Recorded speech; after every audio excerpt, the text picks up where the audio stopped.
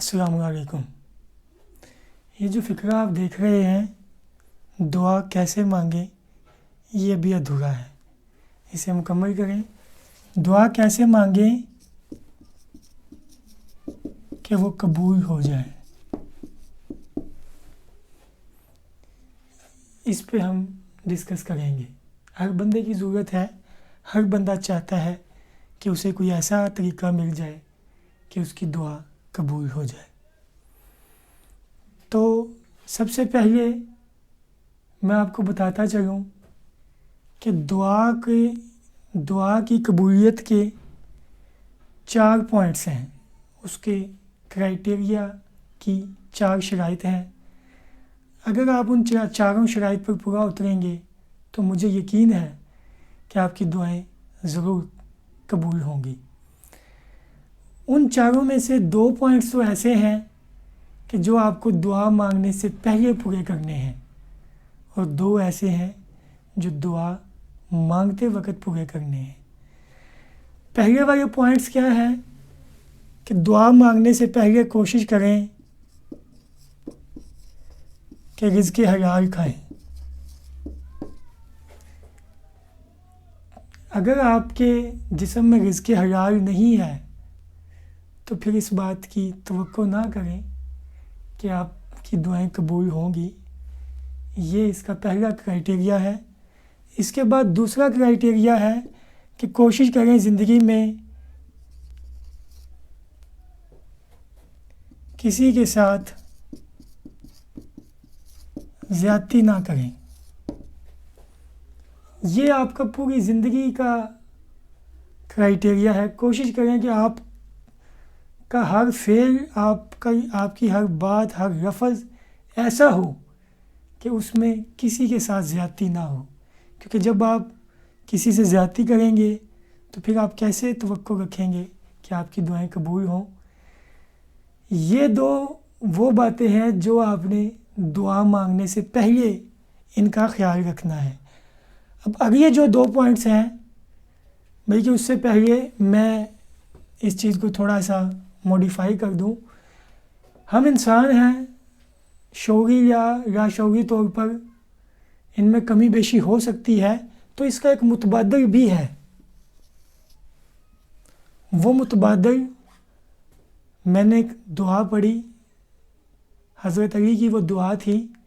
आप दुआ मांगते थे कि या अल्लाह मेरे वो गुनाह माफ़ कर जिनकी वजह से दुआएं कबूल नहीं होती।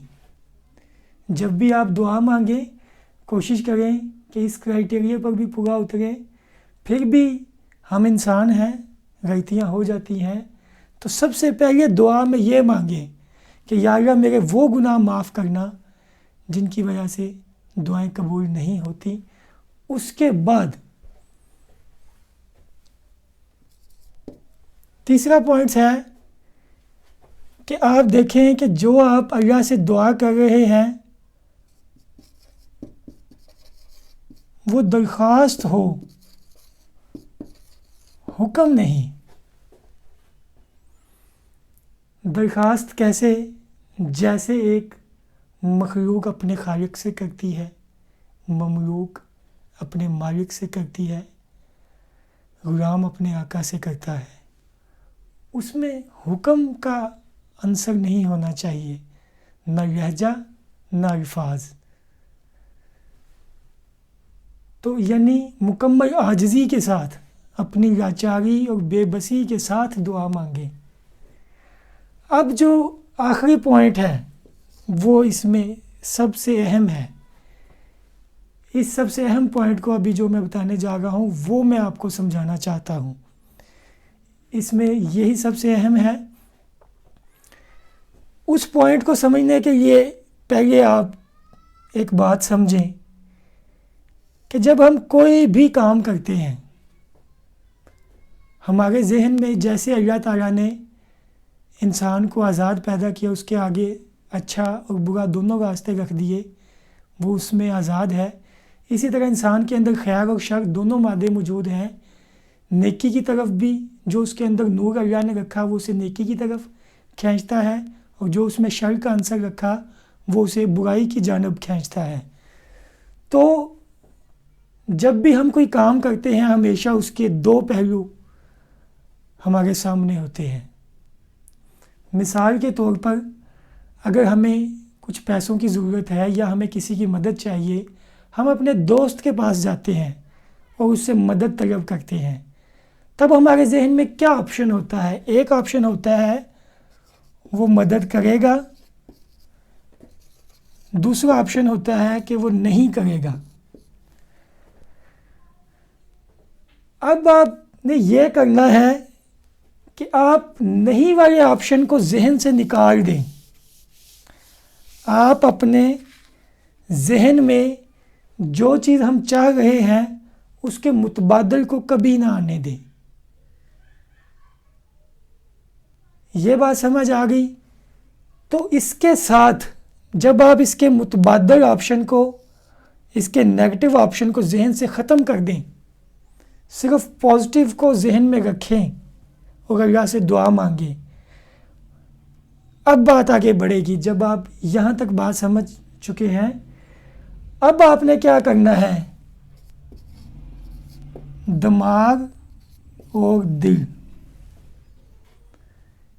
دماغ سے اس کا متبادل آپشن نکال دیں اور دل میں بھی پوری شدت سے اس چیز کی خواہش کریں۔ جس وقت آپ کے ذہن سے متبادل آپشن نکل جائے گا، دل اور دماغ کی فریکوینسی ایک ہو جائے گی۔ مطلب یہ کہ جو چیز ہم چاہ رہے ہیں اس پر ہمارا پورا فوکس ہو۔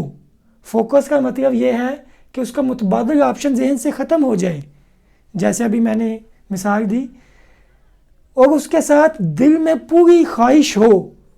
جس وقت دماغ اور دل کی فریکوینسی ایک ہو جائے گی، دماغ پورے فوکس سے سوچے گا اور دل میں پوری شدت ہوگی، اس کا متبادل آپشن ذہن سے ختم ہو جائے گا۔ اس وقت میں گارنٹی سے کہتا ہوں کہ آپ کی دعا قبول ہوگی۔ اگر میں آپ کو اپنی مثال دوں تو جس وقت مجھے یہ بات سمجھ آئی تو اس کے بعد جب بھی دعا مانگی وہ اللہ پاک نے قبول کی۔ بلکہ ایک چھوٹا سا انٹرسٹنگ واقعہ آپ کو سناتا چلوں کہ ایک بار میں اس کرائٹیریا پر پورا تھا، جو بات میں آپ کو سمجھانا چاہ رہا ہوں کہ اس کے متبادل آپشن کو ذہن سے نکال دیں اور دل اور دماغ کی ایک فریکوینسی ہو۔ اس سٹیج پر آ کر میں ایک دعا مانگ رہا تھا، لیکن وہ دعا قبول نہیں ہو رہی تھی۔ تب پھر میں نے دوبارہ اپنے دل اور دماغ کو ٹٹولا کہ کیا بات ہے، کہیں میرے دل اور دماغ میں تو کمی نہیں جس کی وجہ سے دعا پوری نہیں ہو رہی۔ بار بار اپنے دل اور دماغ کو ٹٹولا، وہ اس کرائٹیریا پر پورا اتر رہا تھا۔ تو پھر میں حیران تھا کہ جب اس کرائٹیریا پر پورا اتر رہا ہوں تو دعا کیوں نہیں قبول ہو رہی۔ ابھی میں اسی حیرانی میں تھا کہ تھوڑی دیر بعد وہ دعا قبول ہو گئی۔ یعنی اس کے پورا ہونے میں کوئی کوتاہی نہیں تھی، کوئی کمی نہیں تھی، صرف تھوڑے سے وقت کا انتظار تھا۔ انشاءاللہ جب آپ ان 4 باتوں کو مد نظر رکھ کر دعا مانگیں گے تو وہ ضرور قبول ہوگی۔ بہت سے لوگ چاہتے ہیں کہ انہیں بس کوئی ایسا وظیفہ پڑھنے کے لیے مل جائے کہ وہ اس وظیفے کی مدد سے جو بھی وہ دعا مانگے وہ قبول ہو جائے۔ ٹھیک ہے، ان کی سوچ اپنی جگہ ہے، لیکن جو لوگ میری اس بات کو سمجھ رہے ہیں وہ اس پر عمل کریں اور اس کے اثرات دیکھیں۔ امید ہے کہ آپ کو فائدہ ہوگا۔ اللہ حافظ۔